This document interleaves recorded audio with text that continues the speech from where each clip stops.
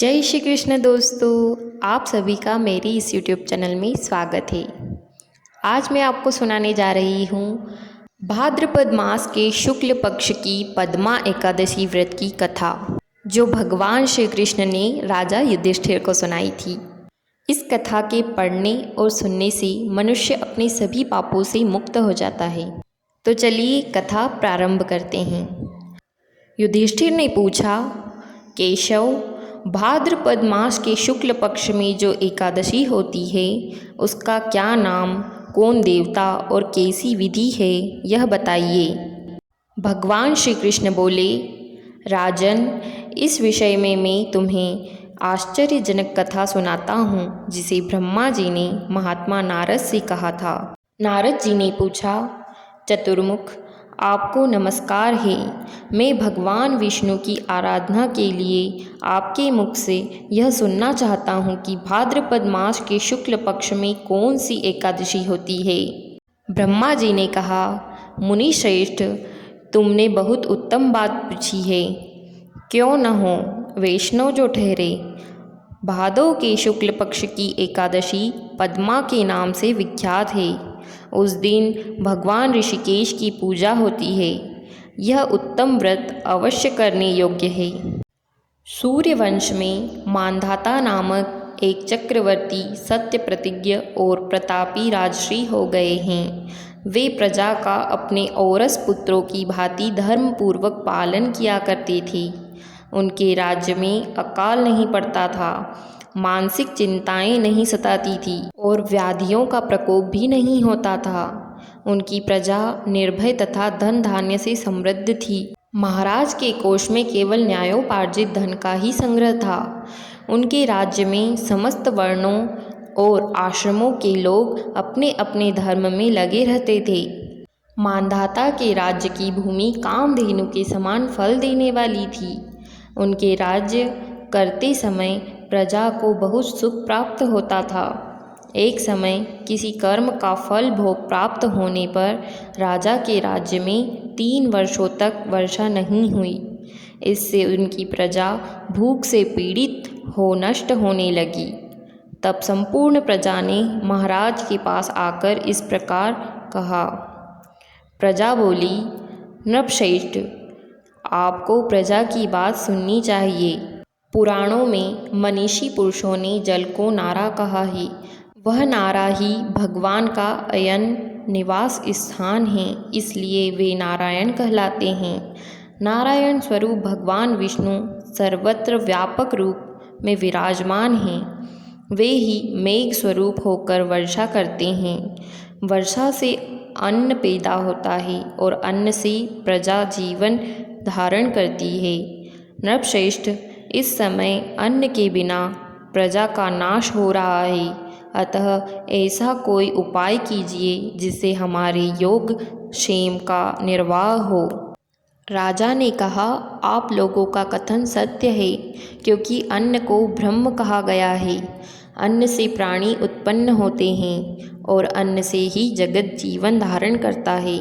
लोक में बहुधा ऐसा सुना जाता है तथा पुराण में भी बहुत विस्तार के साथ ऐसा वर्णन है कि राजाओं के अत्याचार से प्रजा को पीड़ा होती है।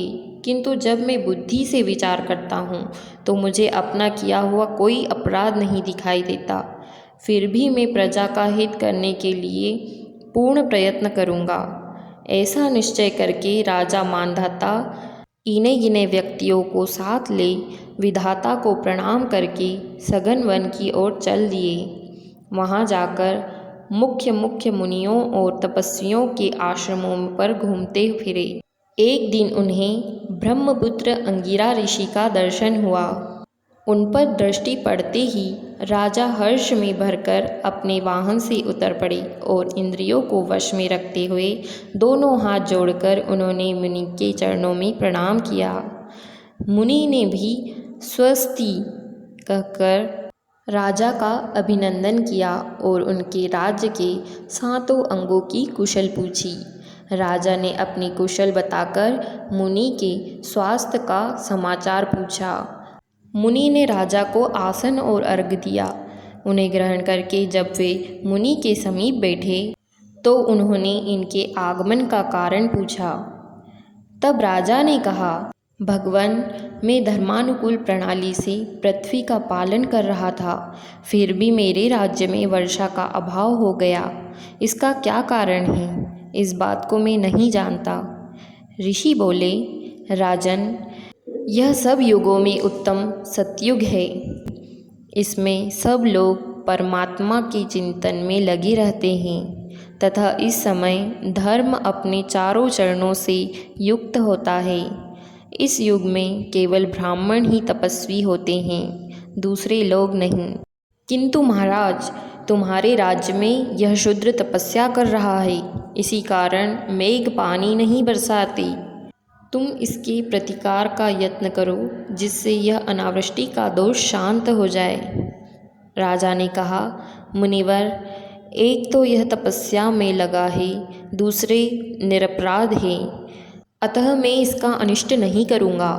आप उक्त दोष को शांत करने वाले किसी धर्म का उपदेश कीजिए। ऋषि बोले, राजन, यदि ऐसी बात है तो एकादशी का व्रत करो। भाद्रपद मास के शुक्ल पक्ष में जो पद्मा नाम से विख्यात एकादशी होती है, उसके व्रत के प्रभाव से निश्चय ही उत्तम वृष्टि होगी। नरेश, तुम अपनी प्रजा और परिजनों के साथ इसका व्रत करो। ऋषि का यह वचन सुनकर राजा अपने घर लौट आए। उन्होंने चारों वर्णों की समस्त प्रजाओं के साथ भादों के शुक्ल पक्ष की पद्मा एकादशी का व्रत किया। इस प्रकार व्रत करने पर मेघ पानी बरसाने लगी, पृथ्वी जल से आप्लावित हो गई और हरी भरी खेती से सुशोभित होने लगी। उस व्रत के प्रभाव से सब लोग सुखी हो गए। भगवान श्री कृष्ण कहते हैं, राजन, इस कारण इस उत्तम व्रत का अनुष्ठान अवश्य करना चाहिए। पद्मा एकादशी के दिन जल से भरे हुए घड़े को वस्त्र से ढककर दही और चावल के साथ ब्राह्मण को दान देना चाहिए। साथ ही छाता और जूता भी देने चाहिए। दान करते समय इस मंत्र का उच्चारण करें, नमो नमस्ते गोविंद बुध श्रवण संज्ञक अघोघ संशयं कृत्वा सर्वसौख्यप्रदो भव भुक्ति मुक्ति प्रदश्चैव लोकानां सुखदायकः। अर्थात बुधवार और श्रवण नक्षत्र के योग से युक्त द्वादशी के दिन बुद्ध श्रवण नाम धारण करने वाले भगवान गोविंद, आपको नमस्कार है। मेरी पाप राशि का नाश करके आप मुझे सब प्रकार के सुख प्रदान करें।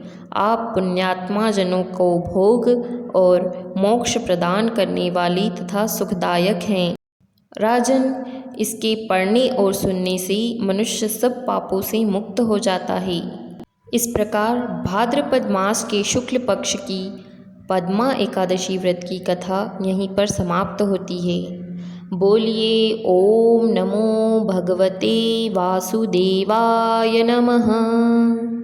दोस्तों, आशा करती हूँ आपको ये वीडियो अच्छी लगी होगी। अगर आपको ये वीडियो अच्छी लगी है तो इस वीडियो को लाइक कीजिए और हमारी चैनल को सब्सक्राइब कर लीजिए, जिससे आगे आने वाली ऐसी और भी कई वीडियोस का नोटिफिकेशन आपको मिल सके। नीचे कमेंट्स में जय श्री कृष्ण जरूर लिखें। अपना कीमती समय इस वीडियो को देने के लिए आप सभी का धन्यवाद। जय श्री कृष्ण।